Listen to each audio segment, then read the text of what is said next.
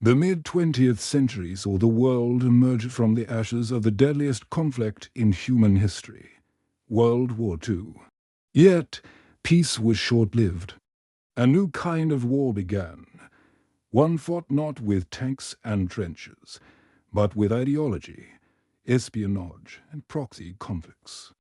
This was the Cold War, a decades-long struggle between two superpowers, the United States and the Soviet Union, that shaped global politics for nearly half a century. It was a struggle for global dominance, a clash between two fundamentally opposing visions for humanity, capitalism and communism. The seeds of the Cold War were sown even before World War II ended. Once the common enemy was defeated, old suspicions resurfaced. Deep ideological differences had always existed between the capitalist West and the communist Soviet Union. However, their alliance against Nazi Germany had temporarily masked these tensions. At the Yalta and Potsdam conferences, wartime allies began to squabble over the post-war fate of Europe, particularly Germany and Eastern Europe. The Soviet Union, having suffered immense losses, sought to create a buffer zone of friendly communist states in Eastern Europe. The US and Britain, meanwhile, advocated for self-determination and democratic elections for these nations.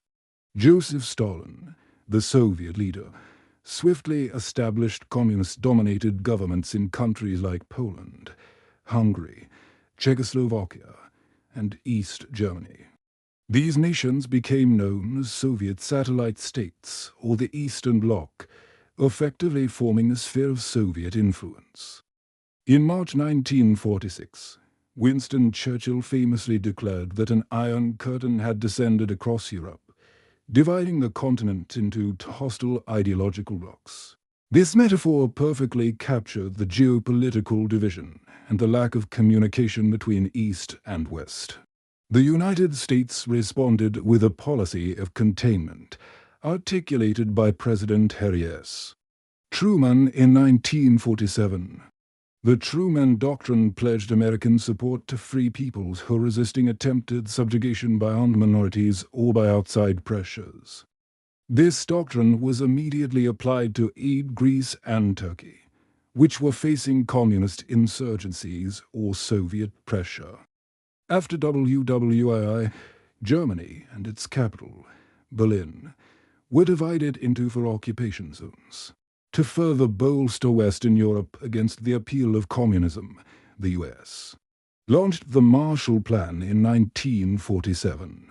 This massive economic aid package helped rebuild war-torn Western European economies, fostering stability and prosperity, and effectively reducing the allure of communism.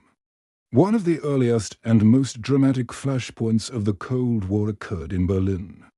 In June 1948, the Soviet Union blockaded all land and water access to West Berlin, attempting to force the Western Allies out. Europe was now formally divided by opposing military blocs. An attack on one member was considered an attack on all. The US and Britain responded with the Berlin airlift, flying in millions of tons of supplies for over a year, successfully thwarting the Soviet blockade. This event demonstrated Western resolve and led to the formal division of Germany into West Germany Democratic and East Germany Communist. This was a major setback for containment. North Korea, backed by the Soviet Union and China, invaded South Korea. In 1949, the Western powers formed the North Atlantic Treaty Organization NATO, a military alliance based on collective security. This was the first major proxy war of the Cold War, costing millions of lives. In 1957, the Soviet Union launched Sputnik, the first artificial satellite, shocking the US and sparking the space race. The Soviet Union retaliated in 1955 by forming the Warsaw Pact, its own military alliance of Eastern Bloc nations. Adding to the West's anxieties, in August 1949, the Soviet Union successfully detonated its first atomic bomb, ending America's nuclear monopoly. Just 2 months later, in October 1949, Communist forces under Mao Zedong emerged victorious in the Chinese Civil War, establishing the People's Republic of China. In 1959, Fidel Castro led a successful revolution in Cuba, establishing a communist state just 90 miles off the U.S. coast. The Cold War turned hot, though indirectly, with the Korean War 1950 to 1953. The United States, under the UN flag, intervened to defend South Korea. It became the ultimate symbol of the Iron Curtain and communist repression. The Korean War ended in a stalemate, with the peninsula remaining divided along the 38th parallel, a legacy that persists to this day. The Soviet atomic bomb ignited a terrifying arms race. Both superpowers invested heavily in developing ever more powerful weapons, including the hydrogen bomb. This led to the doctrine of mutually assured destruction, the chilling idea that a full-scale nuclear attack by one side would result in the annihilation of both. Beyond weaponry, the rivalry extended to space. This race for technological supremacy culminated in the U.S. landing humans on the moon in 1969, a major propaganda victory for the West. Espionage was rampant. Both sides employed vast intelligence networks, like the CIA and KGB, to gather information and undermine their adversaries. The U-2 incident in 1960, where a U.S. spy plane was shot down over Soviet territory, highlighted the dangers of this covert warfare. The 1960s brought the world to the brink of nuclear catastrophe. A U.S. backed attempt to overthrow Castro, the Bay of Pigs invasion in 1961, was a humiliating failure. In August 1961, East Germany, with Soviet backing, erected the Berlin Wall, physically dividing East and West Berlin. The most dangerous moment of the Cold War was the Cuban Missile Crisis in October 1962. The U.S. discovered Soviet nuclear missiles being installed in Cuba. For 13 tense days, the world held its breath as the two superpowers faced off, with the threat of nuclear war looming large. Through secret negotiations, a deal was struck. The Soviets removed the missiles from Cuba, and the U.S. secretly pledged to remove its missiles from Turkey and not invade Cuba. The Vietnam War, roughly 1955 to 1975, became another major proxy conflict. The U.S. intervened to prevent South Vietnam from falling to communism. This long and brutal conflict deeply divided American society and ultimately ended with the U.S. withdrawal and the reunification of Vietnam under communist rule. By the 1970s, a period of détente emerged, a relaxation of Cold War tensions. Both sides recognized the dangers of constant confrontation. One by one, Soviet satellite states shed their communist regimes.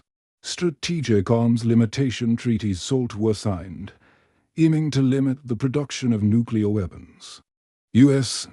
President Richard Nixon made a historic visit to China in 1972, using this triangular diplomacy to put pressure on the Soviet Union. The Helsinki Accords in 1975 brought together leaders from both blocs, recognizing post-WWII borders and including provisions for human rights. However, détente proved fragile. The late 1970s and early 1980s saw a resurgence of Cold War hostilities. The Soviet invasion of Afghanistan in 1979, aimed at propping up a communist regime, proved to be a costly and draining Soviet Vietnam. U.S. President Ronald Reagan took a hardline stance against the Soviet Union, famously calling it an evil empire. He initiated a massive military buildup, including the controversial Strategic Defense Initiative (SDI), dubbed Star Wars, a proposed missile defense system. Meanwhile, the Soviet Union was facing severe internal problems, a stagnant economy, widespread corruption, growing dissent within its satellite states. In 1985, Mikhail Gorbachev came to power in the USSR, initiating radical reforms known as glasnost openness and perestroika restructuring. Gorbachev sought to revitalize the Soviet system, but his reforms inadvertently unleashed forces that led to its collapse. The Chernobyl nuclear disaster in 1986 and the inadequate initial Soviet response further highlighted the systemic issues of the communist system. In 1989, a wave of peaceful revolution swept across Eastern Europe. The most iconic moment occurred on November 9, 1989, when the Berlin Wall, the very symbol of the Cold War, famously fell, allowing free passage between East and West Berlin. Without direct Soviet intervention, these revolutions signaled the unraveling of the Eastern Bloc. On December 26, 1991, the Soviet Union formally dissolved, breaking into 15 independent republics.